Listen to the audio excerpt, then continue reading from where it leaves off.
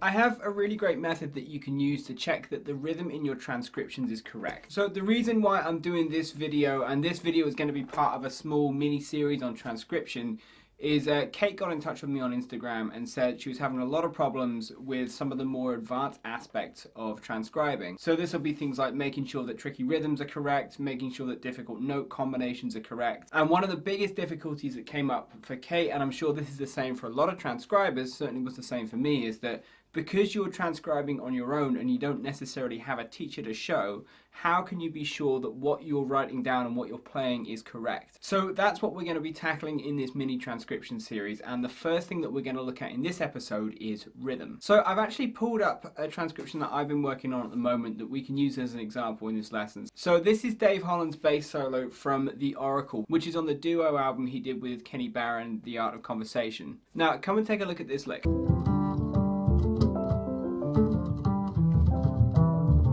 That descending phrase that we heard there, that's the one that we want to get, that. Now, unfortunately, I can't play more than 3 seconds of the original audio because YouTube are going to get upset about it. So what I've done is I've actually played that line into Logic. I've recorded it with my own bass, and we're going to use my recorded version as the audio example that we'll work from. So the method that I use to figure out if the rhythms are correct, I actually use the 4 fingers on one of my hands like this. So I use each one of the fingers on my hand to represent a 16th note within the beat. So I count using the 1 and counting system, but whatever system you use is absolutely fine. So basically, as rhythms go by, I go 1 E and 1 E and. And you can either put your fingers up and down like I'm doing, you can, hold up one arm and sort of tap them along the side like that, tap them on the table, whatever's good for you. So in doing this, if I try and sing the phrase along to my fingers, tapping along like this, it helps me figure out which notes line up on which subdivision of the beat. So let me show you how I use this technique. The first thing we're going to do is we'll actually just listen to the phrase a couple times. And all we're trying to do here is just get the sound of it in our ears, so we make sure that when we actually come to sing it back, we're singing back the correct rhythm. And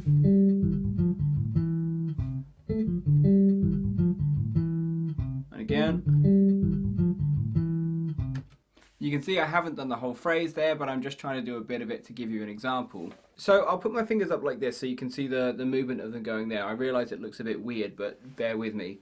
So first thing here is if I just start my fingers going like this. So this is 1 E and 2 E and 3 E and so on. If I now start to sing the rhythm of that phrase over the top of this, my fingers will tell me which notes fall on which subdivision of the beat. So I can hear that there's a rest at the start of the phrase. So I have ba ba ba ba da da da da da da da.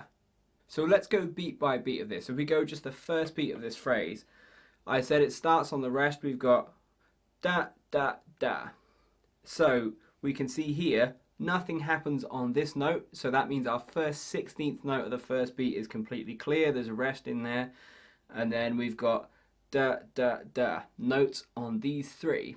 So this means that the rhythm I'm going to get, you'll see it on the bottom of your screen now, I've got a rest and then 3 16th notes. That's the rhythm of the first beat. So da da da. Now let's go from there again and we'll work on to the second beat. So we've got ba ba ba ba da da.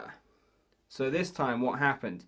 Note on this finger, so we've got a note on the downbeat, nothing on this finger, so either we've got a rest or this note is tied over, and then we've got notes here and notes here. So we know we've got notes on these 3 fingers, but I said before this one is either a rest or that first note lasts the duration into this one. So how do we tell which is which? Well, this is where it's important to actually be able to listen to the phrase and make sure that when you sing it back, you're singing it back accurately. What often happens is that I will hear a phrase on the computer, I'll think I've got it in my head, so I go to use this method and sing it back, and over time my memory isn't quite so great, so what happens, the phrase sort of morphs and changes a bit in my head, so what I'm actually singing isn't what's on the record, and I end up transcribing the wrong thing. So if you're unsure if something is short or if it's long or if you've got the correct rhythm, always go back and listen to the original. So you can hear that note, the one that we want on the second beat. That sounds long to me. So da da da da da da. That one. So that means when I come back to this, if I go from the start, I'm thinking da da da da da da. And can you see when I'm singing that note, both of these fingers went down. That means that note lasts the duration of these two 16th notes, so it's going to be an 8th note.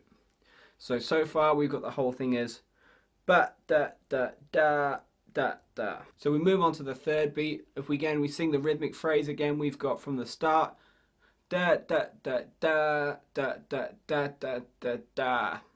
So this one should be quite easy. We can hear there are 4 notes in that last one. Da da da da, with the last one accented. So again, let's go for the rhythm. Just check we're correct. Da da da da.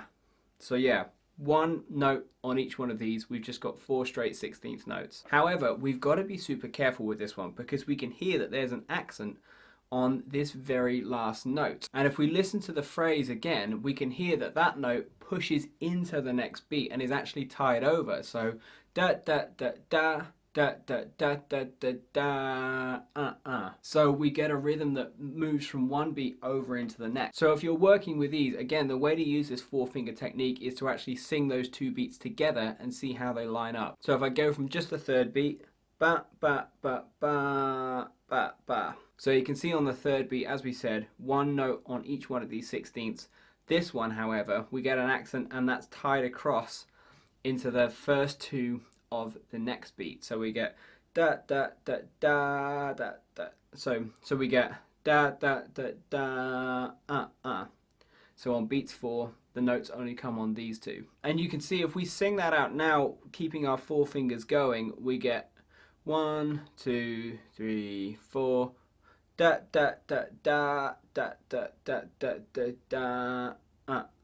So each one of those rhythms below lines up with one of the fingers here. So essentially this 4-finger trick is helping you figure out which notes correspond to which 16th notes. I find it quite useful because you've got a visual and a physical representation of where things are. But what you may find it helpful to do is to actually try and write the rhythm out as you go. This phrase is only 4 beats long, so it's a bit easier to remember. But if you're trying to figure out something that's 2 bars long, or if you're doing a long transcription of an entire solo, then it becomes a lot easier just to write things out as you go. So try this trick out at home with your transcription, guys. I know we've gone through with only 16th note subdivisions, but of course you could extend this to if you've got triplets, if you've got quintuplets, groups of 7, groups of 9, however many fingers you've got. I sadly can only go up to 10 because I only have 10 fingers. But in all my years of transcribing, I haven't yet needed to transcribe anything bigger than a group of 10.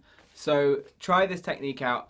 Let me know what you think about it by leaving me a comment below. Katie, hopefully you found this first part in the transcription mini-series useful. If you guys haven't done so already, make sure you subscribe to the channel, like the video, and head over to onlinebassguitar.com to check out the courses and free lessons we got over there. And I will see you guys in the next part of this transcription series very soon. Take care.